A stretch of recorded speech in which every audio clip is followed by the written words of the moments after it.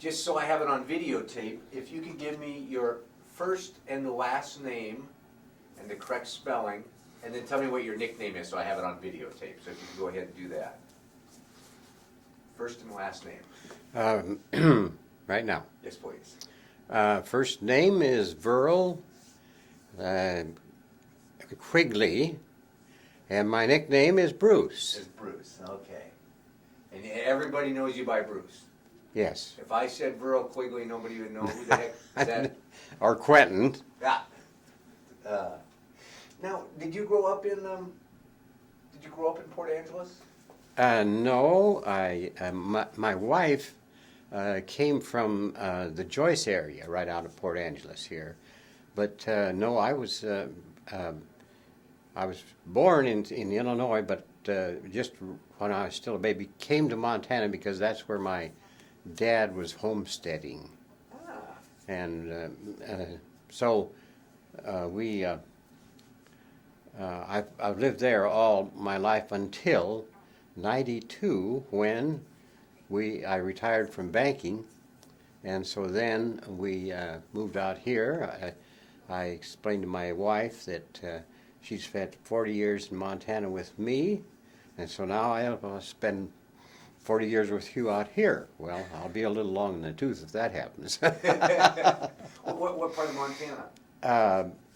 Near Great Falls, a little town of Geraldine near Great Falls, Montana. I've been through Geraldine. I used to tour with Missoula Children's Theater. Oh, I see. And so I've toured I've been to Harding, I've been to Harlem, I've been to...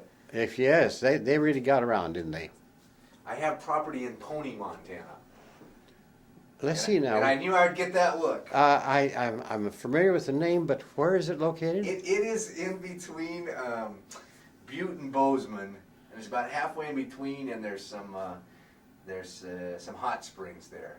And I'm trying to think of the name of I can't even think of the name of the major city that's by it, but it's real funny because if you look at the map, the highway goes and it stops, and that's where Pony is. And how big is Pony? Pony is It's even smaller than Geraldine, I'm sure. Oh yeah. I mean, it's they have a post office there, you know, and it's helter skelter. In fact, I have my mom bought the lots as a joke numbers of years, but see, I love Montana.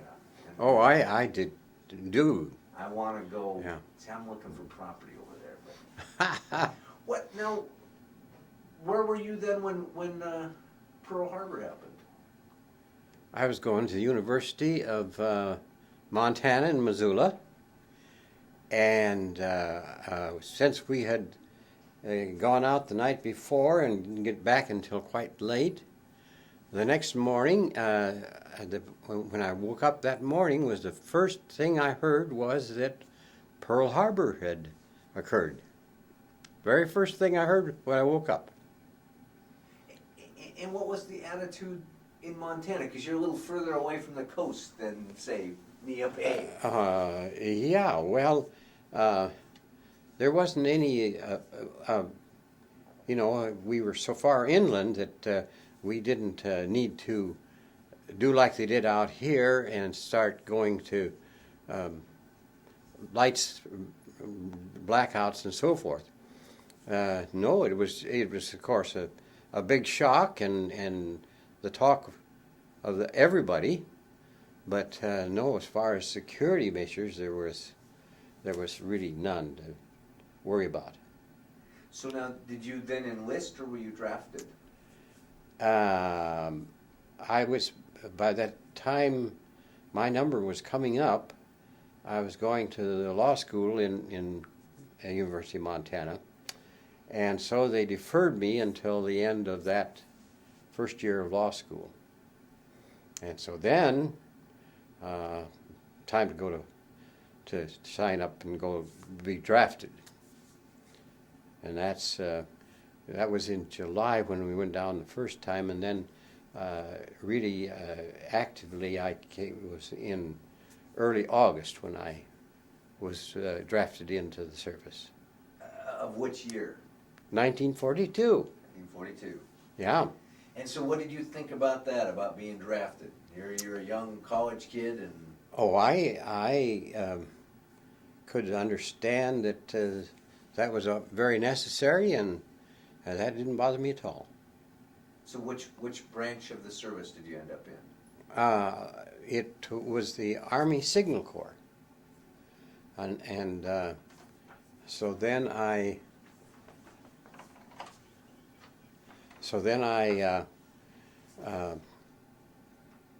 went to Fort Douglas, Utah, and then they said, well, we're going to put you in radio maintenance and repair. And I explained, I said, I don't know thing number one about radio. And they said, well, that's fine and dandy. We'll teach you. I wonder how they decided that you should do radios. I really don't know. But I have to say that I did enjoy it when I fixed both FM and AM radios and transmitters. You know, we had a tech truck, and it was all new to me, but yes, I enjoyed it. And really a plush spot to be during a war, because here you are in a nice warm tech truck, and I wasn't like the infantry way out there in the cold, you know. I'm going to stop just for a second.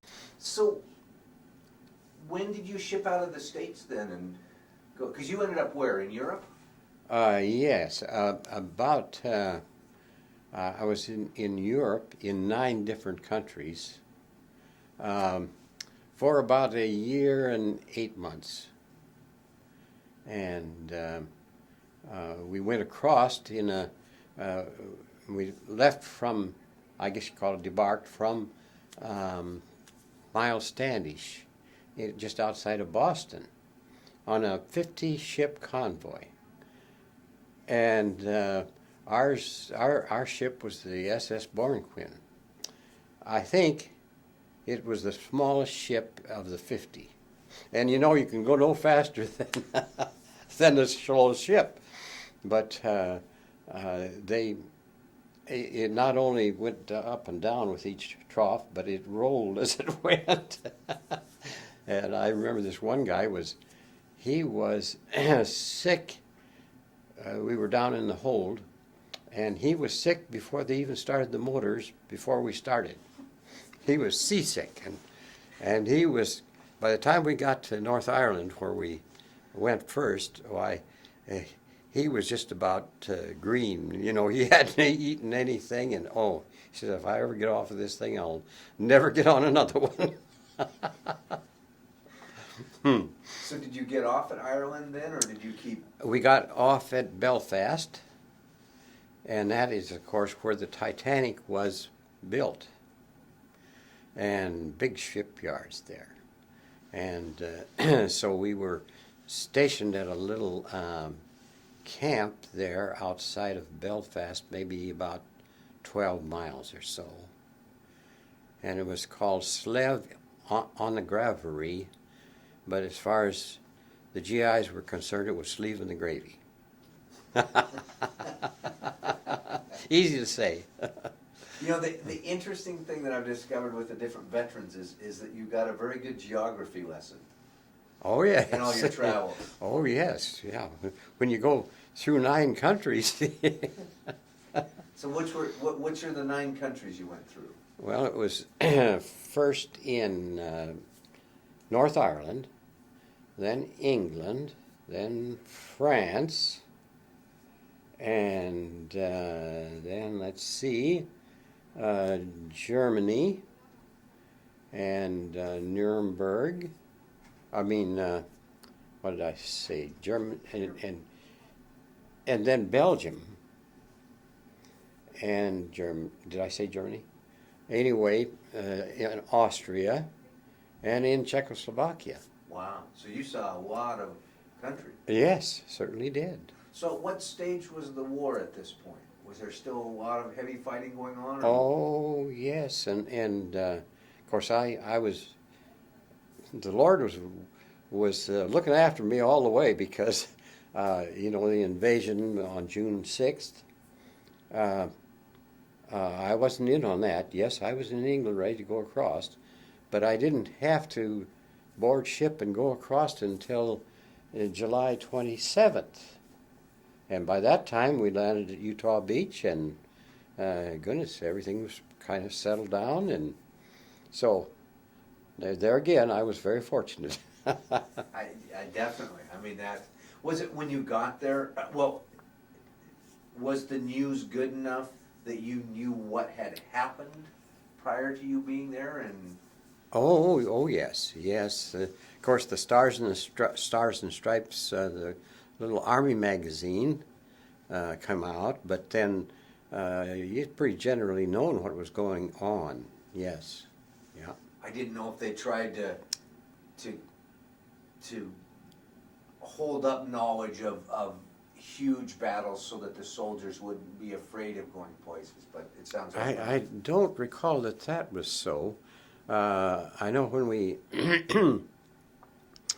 when we started down the from the Brittany location down toward the going south, that when we got down to Avranches and Pontabowl, that the Germans had planned to come right through there, and it was just because the British, and I think they had torpedo bombs. Anyway, they were able to blunt the attack there, so they didn't come through. But if they had, we'd been in a very bad place. Real fortunate again. Was the countryside pretty devastated when you got there? I mean, after the battle had gone? Oh yes. Whenever the armies go through, it just devastates the countryside. I remember seeing a cow in a tree, that's just blown up, and here this cow was in a tree. Dead cow, of course. That must have been a little disheartening. Yeah, mean, yes. And the hedgerows, I know the first couple of nights that we were there, the German planes would come over, and they would send flares out, and they'd just make it like daylight. And they were taking photos. And I remember kind of cuddling up to the hedgerows, because you just felt like you were right out there and exposed. But yes. So you didn't go out and wave for the picture? you made yourself as small as possible. Huh. Mm-hmm. Now you, if I understand right, liberated a concentration camp, is that? Oh yes, yeah. That. Where was that? Tell me a little bit about getting there and what happened. Well, that was in eastern Germany. By this time, we were on detached service to Patton's 4th Armored Division, and so now the war is beginning to wind down, and so we went to this concentration camp.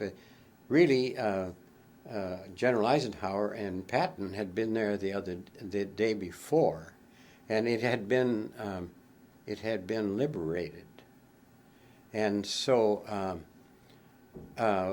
we went this next day, and it was the most shocking experience of anything I saw during the war. Now this camp was called Ohrdorf, and it was so small compared with a lot of other ones that you hardly hear it mentioned. But there were hundreds and hundreds of bodies around, and I didn't go down there, but they said that there was a big pond down there, and you could see arms and legs and feet and so forth of people that had been murdered.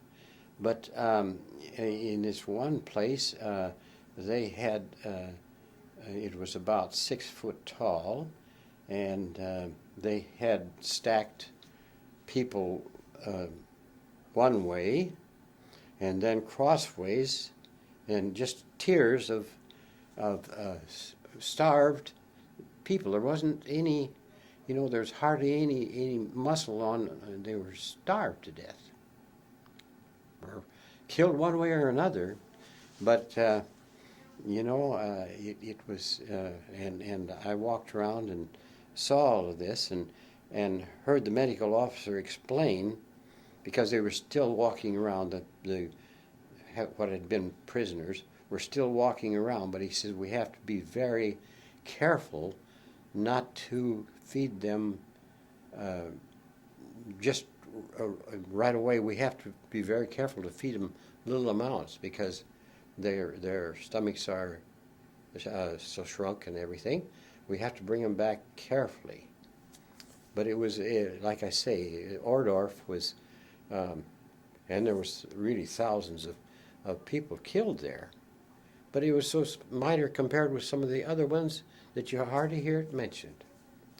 But I have to say that the people down in the town of Ohrdruf did not know what was going on up there, because I heard afterwards that, of course, what they did, the Americans, was to bring the people up from the town and show them this concentration camp. And I heard that the mayor and his wife of Ohrdruf committed suicide after they saw that. That's what I heard anyway. Was it hard? I mean, here you have these people that have been starved, and I assume, now maybe I assume incorrectly, but they're saying, feed me, feed me, feed me, and you're saying, I can't feed you? Is that well, they really were quite unresponsive. They were wandering around in these striped clothing that was characteristic of the concentration camp prisoners. They were in a daze, because they really weren't very responsive. But they were just, like I say, bringing them back, feeding them very carefully, small amounts. And like I say, it was the most shocking thing that I saw in the whole war. It sounds almost like The Living Dead. Yes, yeah. I didn't talk to any of them, because they really weren't communicating with the soldiers that were there. They were quite unresponsive. They wandered around, and they couldn't hardly believe what had happened, that they were finally liberated. What was the facility like when you remember coming in and seeing it? I mean, did you know before you even got there and looked at it that, oh, here's this basically death camp, or was it hidden behind gates? Or Well, it as I recall, it was walled in. And I remember when we first got there was laying on the ground an SS trooper that he didn't get away. Somebody had killed him as he tried to escape.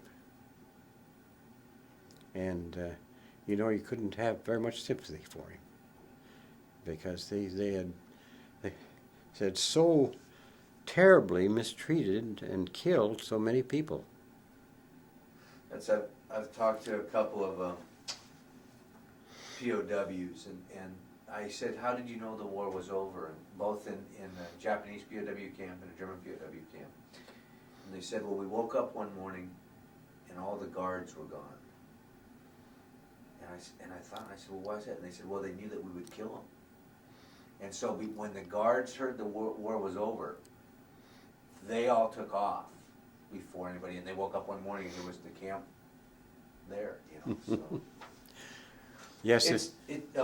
Well, I was just going to mention that this fellow that I knew very well from our little town of Geraldine, he had been in the Air Corps and Flying Fortress, been shot down, And of course, he was a prisoner of war for a long time. But now the war is winding down, and all of a sudden he finds that the prisoners or the guards have left. Just as you're mentioning, they were no place to be seen. And so they just wandered around till they finally found some Americans and just said, "Hey, we're prisoners of war. We're here." And he had, he had lost something like 80 pounds. He was just skin and bones, which he then came home and started eating right, and soon was back to his normal weight. It's so hard for my generations, and it'll probably be even more difficult for generations to come to understand that, to see the reality of it, to know what was faced by the soldiers, whether you were in a POW camp or just in the. You know, in that regard, I was, of course, in World War II, but World War I was the end of that was 1918, wasn't it? And to me, it seemed like ancient history. But now, look, here we are 50-some years after World War II, and of course, when you've been through it, it's just like it was yesterday. I was, a friend of mine teaches here at the middle school, and I was talking to him last night and saying it's interesting because the kids that are in high school today, Vietnam War to them, historically, is what World War II was to me in a time distance. Mm-hmm. And so for all these high school kids, World War II is what Napoleon was to me. Yes. I mean, so it's real hard to yes, get them to understand. I can certainly understand that because in that same vein, I was thinking World War I, oh my, that was a long, long time ago. And, there's some that would question that there was ever such a thing as a concentration camp like Ohrdruf. Well, I was there. I know. I talked to one veteran, and I can't think of the camp that he went to, and they didn't know. He said they could smell it before they got there. And they got there, and similar to your experience of seeing these soldiers, but when they left and they marched on to wherever it was they were going, he said that he can't remember anybody talking about it. They would talk about all the other atrocities, but it was such a shock and so overwhelming to them that was one thing that they just couldn't bring themselves to even discuss what they saw. Well, in that regard, I remember when we, of course, there was other people of our outfit that went up there.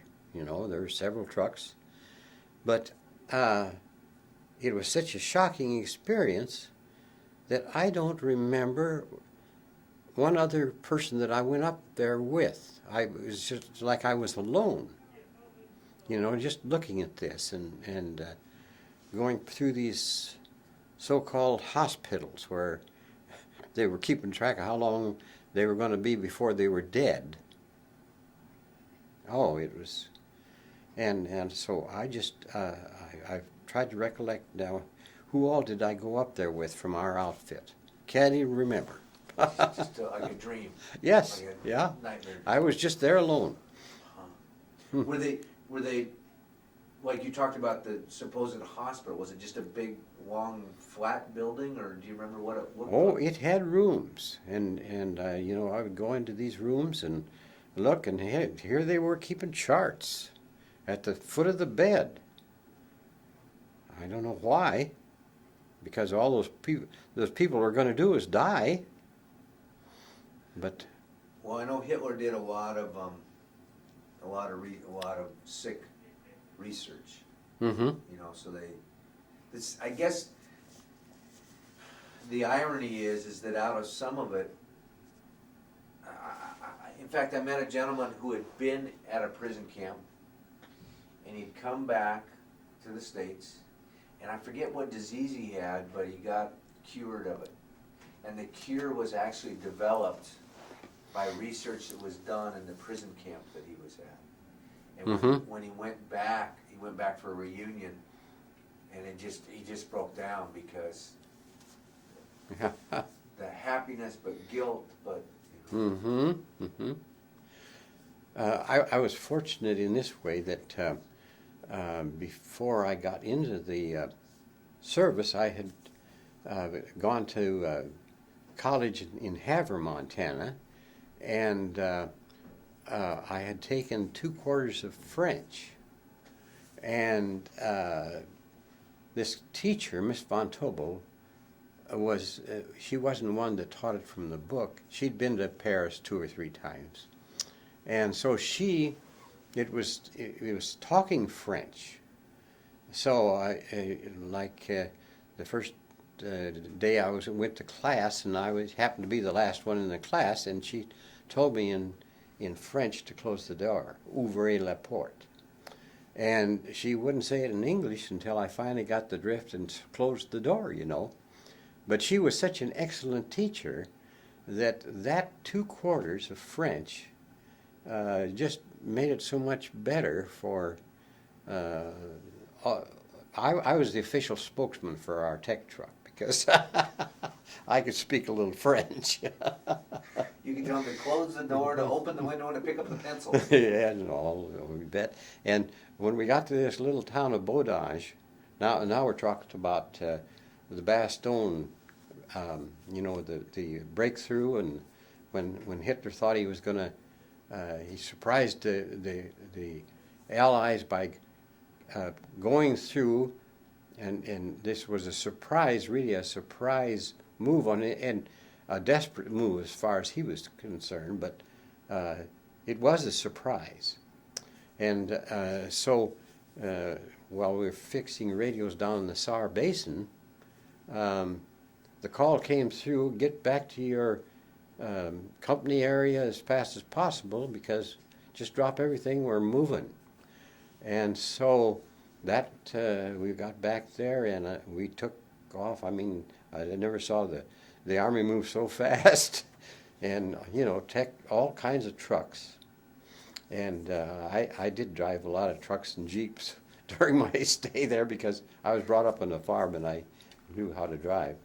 But anyway, we finally got to, there was no signposts or anything, and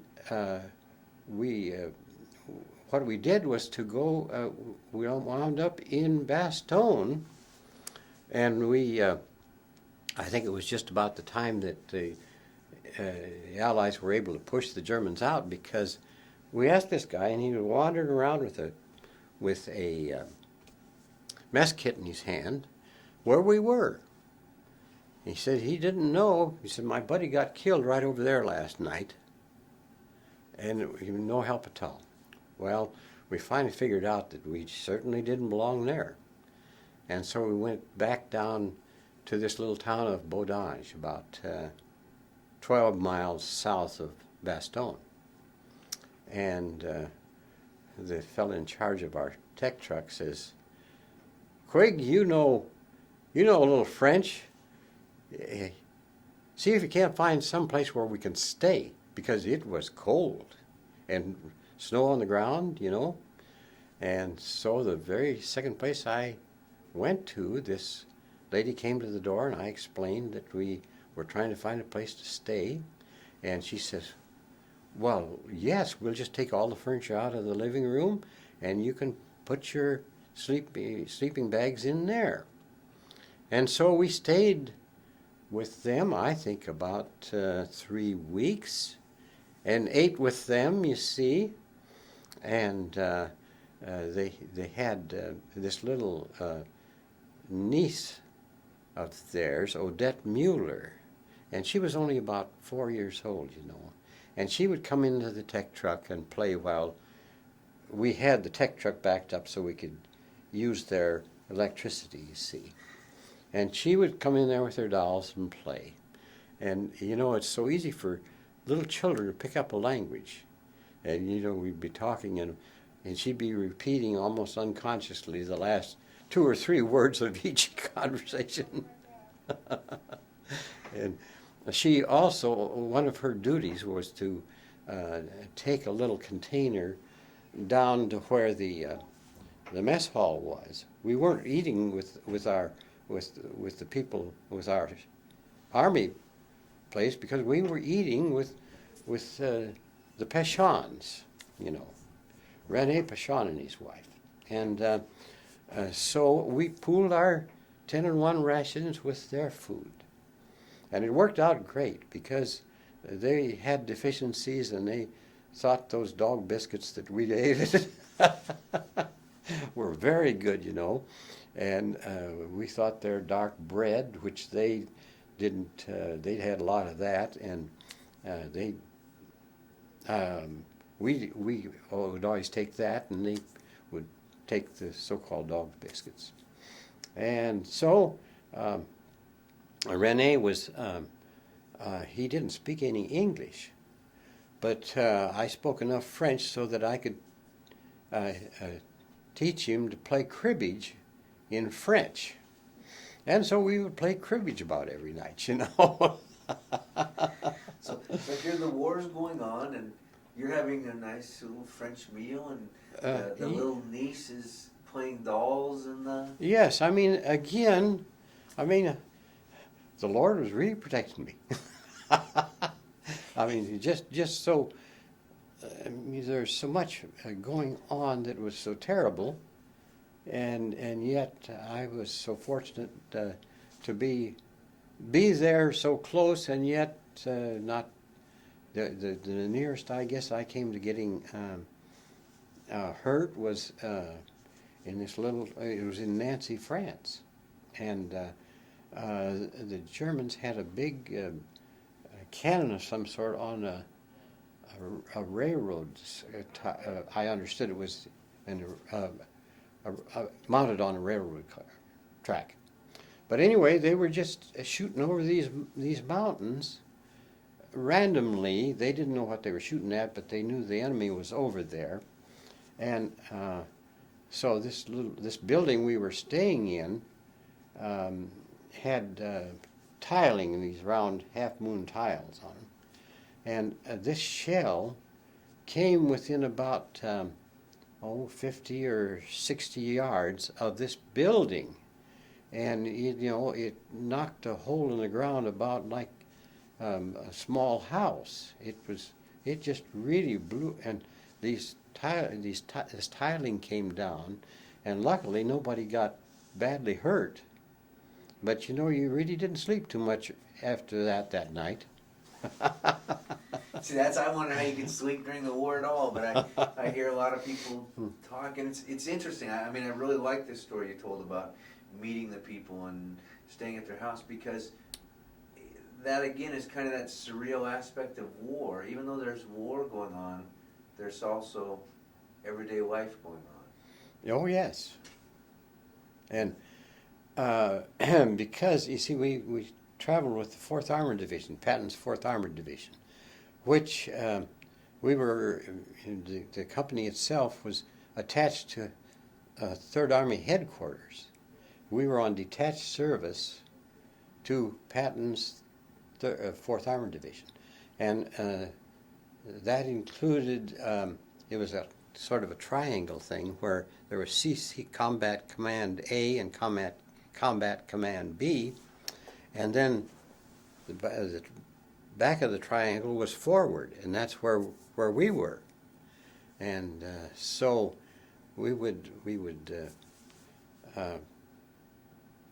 where again we were very lucky, fortunate, because their own tech truck, which was at rear, wouldn't come up to forward because they just thought there was too much exposure. And so when we came along and were willing to stay at forward, that really pleased them. And we had the tough sergeant in command of us, and he said, blankety blank blank, we're up here to do a job. Now, if you're going to put us on KP and guard duty and so forth, we're just going to tell company commander to take us back.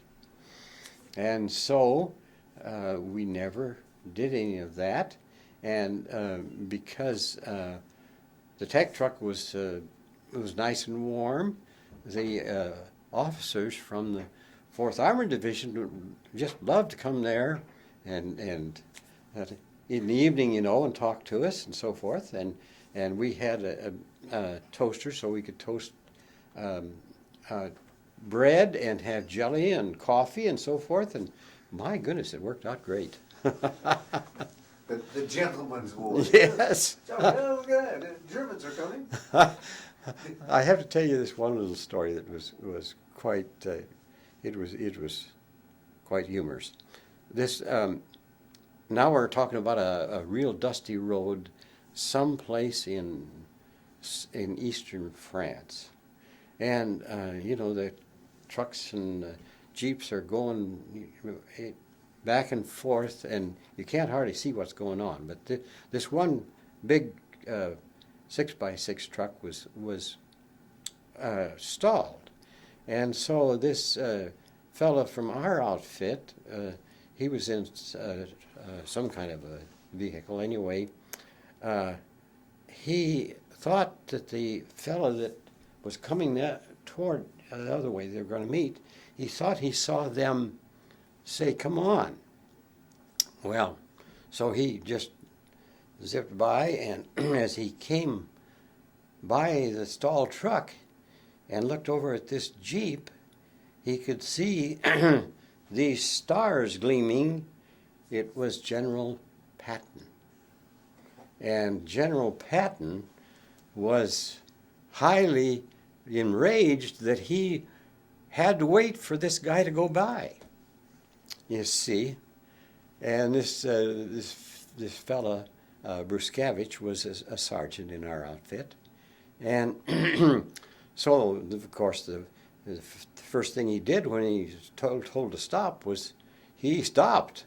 And General Patton came stomping over there and really read the riot act to him. And the more he talked, the angrier he got. And finally he pulled on his stripes. And he said, "Soldier, you're broke to a private." Except that Bruskevich had so thoroughly put on his stripes that the general couldn't pull them off. But he says, when you get back to your company area, you tell your commanding officer you're broke to a private. And so that's exactly what happened. And our company commander, who had a good Irish, he was Captain McKenna, and he had a good sense of humor. He said, "If the general says you're broke to a private, you are broke to a private."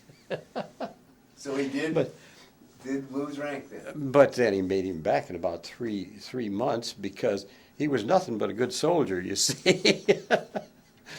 But he was somewhat of a celebrity because he was the only person in the outfit that was broke to a private by a general. And Patton on top of that. And Patton, yes. That's a pretty good claim to fame. So that stuff really did happen then, because I've always heard about that. Some general walking up and yes, somebody's rank. It certainly happened there. Huh. And but Patton really was, he was envied by lots of people that were in the 1st Army or the 7th Army. Gee, I wish we were in the 3rd Army. He had that magnetism about him that people really, they really were proud to be in the 3rd Army. Charisma. Yes, charisma is the word. Did you ever see Patton? Oh yes, because he would come up and he and Tiger Jack Wood, who was a general also, had graduated together from West Point. And so he would come up and visit with Tiger Jack. And that went on for a long time until Wood, he had orders to take a town. And he not only took the town, but things went so well that he took the next one. And believe it or not, Patton relieved him of his command and sent him back to the United States. Because he was jealous of Well, him? no, he had disobeyed orders. Oh. He, And that's probably why Patton commanded such respect, because he was a spit and polish general. You bet. You did exactly what he said, and that was it. Even if he was a very good friend of yours. Do you think that there's a message from World War II that should be left with the generations that you and I are not going to meet? Well, it has to be to understand thoroughly what what freedom is all about, and to understand that it's so easy to lose that freedom if you're not too vigilant. And it isn't as though it's just the German people that weren't smart enough to avoid a Hitler. It could happen to any country if they're not vigilant. And so I guess that's what I'd say, that it's freedom doesn't come without a price. It could happen again then. Yes. And it seems like maybe we've lost a lot of freedoms one way and another. It can occur bit by bit. You lose something here and something there, and the first thing you know, well, we've lost a lot of what we originally had of our freedom. Now, you weren't married when you were in the service, were you? I didn't get married until got back from the war. I didn't get married until I was almost 34 years old. And you'd say, well, my goodness, that's pretty late. Well, Joan, my wife, had come out from the Port Angeles area, and she'd gone to school in Cheney with a girl from Geraldine, and this girl from Geraldine explained to Joan and her girlfriend. He said, well, you might as well come out to Montana and get your teaching experience out there where in those little country schools. Then you can come back to civilization. 40-some years later? Or? So, yes, and so now it's 40-some years later, and we've had four daughters, and they're all married, and we have 15 grandchildren and one great-grandchild. Wow. Even though I didn't get married till they're almost 34. When you got out of the service, well, where were you when you heard they dropped the bomb?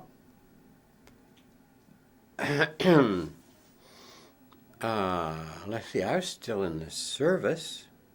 Yes. Because the way we heard about the end of the war, of course, now we'd had a fertile home, and it was time to go back to Fort Jackson, in my case, back to, South Carolina. Right outside of Columbia, South Carolina. And so we were on the train going back to camp, and it was a little, we weren't very happy about it, because here we knew the war was just ready to end, and I was sitting with this sailor, and every time we'd go through a town and stop, we'd ask him, well, is the war over yet? And he finally reluctantly came through and admitted that the war was over. And so I saw this sailor pawing around in his duffel bag, and he came up with one bottle of warm beer, and that's how we celebrated the end of the war. What type of beer? Do you remember? I don't remember the kind. But it was warm. Warm beer, yes. One bottle of warm beer we shared. Boy, then it must have been really hard to stay on the train and go back. Oh, yes, yes. So you went back, got discharged, and... Yes, and at Fort Jackson, South Carolina. And we have a picture of the whole, they said, turn out for a picture. And, you know, I didn't think too much about it at that time, but the photographer had done a very good job, and that picture is that long, and includes everybody in the company, you know. But I remember that this Sergeant Shippey was the first guy to be discharged out of the company. And, of course, everybody was so happy about it and shook his hands and said, well, we'll be getting out soon too, you know. Well, that was in the morning, and in the afternoon, why, here Sergeant Shippey was back in the company area. And we said, what happened? Well, he said, I got ready to get out there, and they wanted to give me a dishonorable discharge. And he said, I knew I wasn't entitled to that. So I said, I just refused it. And they said, go back to your company area. And, you know, lots of moans and groans. He thought, we'll never get out of this outfit. So what did you do when you left the service? What was your next? Well, then I came home and to this little town, of course, and this fella that was the assistant cashier of the bank came to me and he said, I got two propositions to talk to you about. He said, you can either become a teacher in our high school, or you can become an officer in the bank. You go to work for us in the bank. Well, I don't know whether I made the right decision or not, but I decided to go to work in the bank. And I worked there for 42 years. Wow. And later on, my dad came into the bank, and he was a very competent banker. But I used to have a lot of fun explaining to him that really I was the senior here because I had been in the bank longer than he had been. Well, thank you very much. Oh, I'm certainly gonna, not. I'm gonna interview your